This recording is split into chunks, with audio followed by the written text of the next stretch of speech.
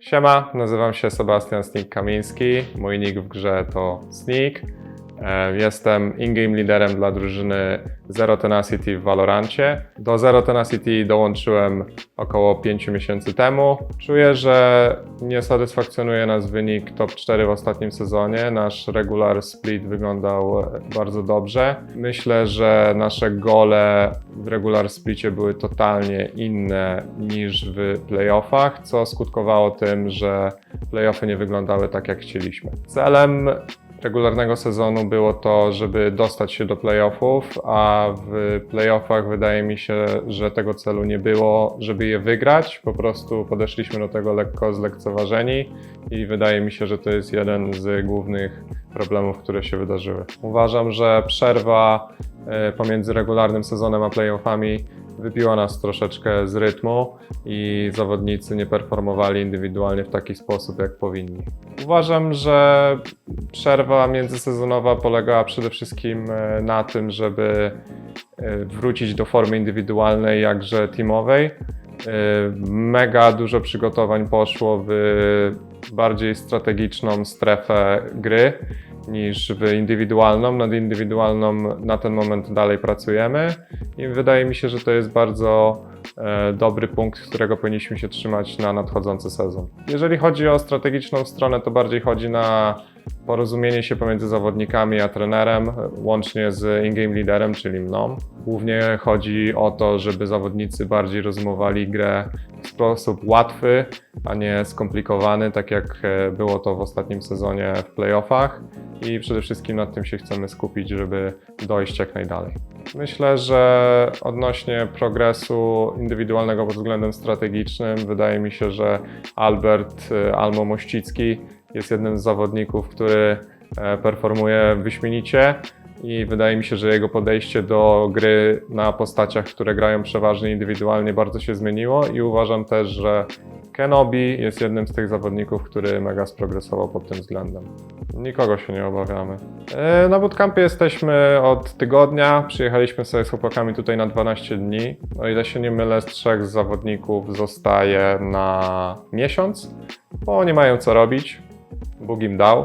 Cele na bootcampie bardziej, tak jak mówiłem i wspominałem w ostatnim pytaniu, są to rzeczy bardziej strategiczne, indywidualne. Oczywiście, jeżeli jesteś z osobami naprzeciwko siebie, jest to o wiele prostsze, żeby im wytłumaczyć, co mamy na celu, co chcemy zrobić. No i to tyle tak naprawdę.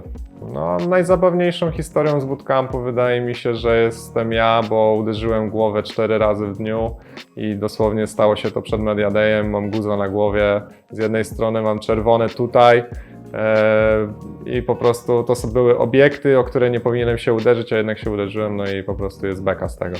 Opisałbym Zero Tenacity Valorant w sposób taki, że jest to 6 ziomków, którzy chcą coś osiągnąć, mają wspólny cel i wierzą w ten cel i wydaje mi się, że jesteśmy w stanie go spełnić.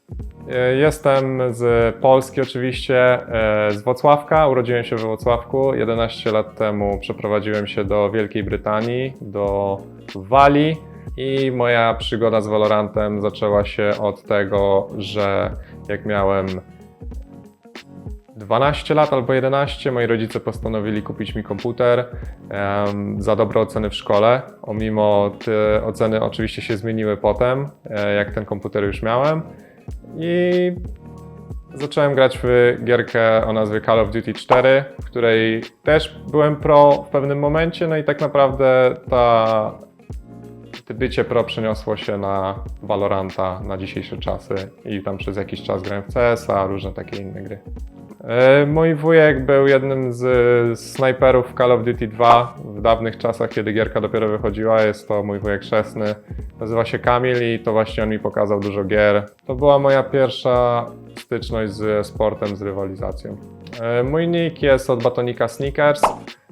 Miał bardzo dużo innych form. Był Sneakers przez Z, był cały Sneakers, aż w końcu doszedłem do finałowej formy, czyli tak zwany Final Boss i zrobiło się z tego po prostu Sneak.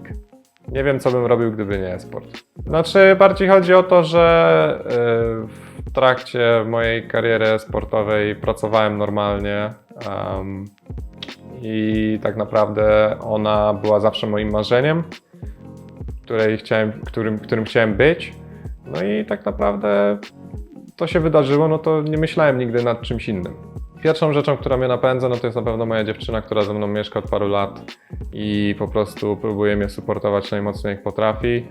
Są to moi rodzice, którzy włożyli masę pieniędzy oraz czasu na moje wyjazdy, jak byłem młody. No i przede wszystkim jest to, że kiedyś też pracowałem jako normalny człowiek, można było powiedzieć, po 9 godzin dziennie i wiem, jak bardzo to może boleć albo może nie iść po twojej myśli, bo robisz coś, czego nie chcesz i to jest moją jakby główną też motywacją, żeby grać w gry komputerowe.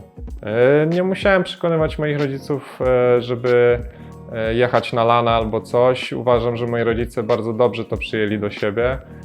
Bardzo mnie supportowali od samego początku. Był okres, gdzie byłem mega młody i jeszcze w ogóle nie miałem komputera i jeździłem do moich dziadków grać na przykład, bo moi dziadkowie mieli lepszy komputer niż moja mama. Na mojej mamie komputerze nie działała żadna gra. I po prostu kiedyś, pamiętam, robiła mi testy w gazecie, czy nie jestem jakiś uzależniony od komputera. No ale potem to jakoś przeszło i jakby wszystko się fajnie ułożyło, no i rodzice są mega ludźmi, którzy mnie supportują. No, inspiracji takiej indywidualności nie mam, niestety. Nie mam żadnej osoby, na którą mógłbym patrzeć.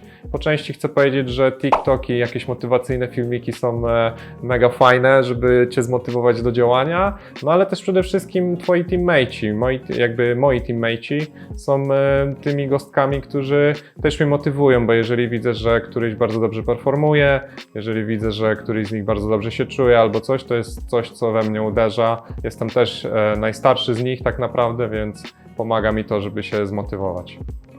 Były momenty załamania, oczywiście, że one są. Są one na treningach, są one na meczach oficjalnych. Gdzieś tam one są. Bardzo często bym nawet powiedział, ale no, trzeba się piąć do góry. Największe załamanie chyba jakie miałem, no to było już przed dołączeniem do organizacji Zero Tenacity, gdzie postanowiłem sobie nawet kupić samochód do nowej pracy i takie rzeczy, bo myślałem, że będę po prostu kończył z grą. A okazało się coś takiego, że Kenobi wykonał do mnie telefon, że poszukuje właśnie zawodnika na rolę, którą ja pełnię. No i tak się zaczęła jakby przygoda z całą organizacją. Tak, utrzymało mnie i bardzo dobrze się z tym czuję i mega się cieszę. Moim największym marzeniem na ten moment jest oczywiście dostanie się do turnieju VCT. To jest coś, o co walczymy z chłopakami, ale takim moim ogólnym marzeniem, żeby było, to chciałbym mieszkać gdzieś przy plaży. Całe życie marzyłem o tym, żeby mieć plażę, bo lubię słońce. Chciałbym przekazać, żeby dalej nas supportowali, żeby ludzie nawet z CS-a w jakiś sposób zaangażowali się w tego Valoranta, jeżeli supportujecie Z10. Ja rozumiem, że jest duża bitwa pomiędzy CS-em a Valorantem, ale uwierzcie mi, jak poglądacie trochę, to nie jest takie straszne, jak się wydaje i da się to ogarnąć. Wszyscy jesteśmy ludźmi i dziękuję za cały support.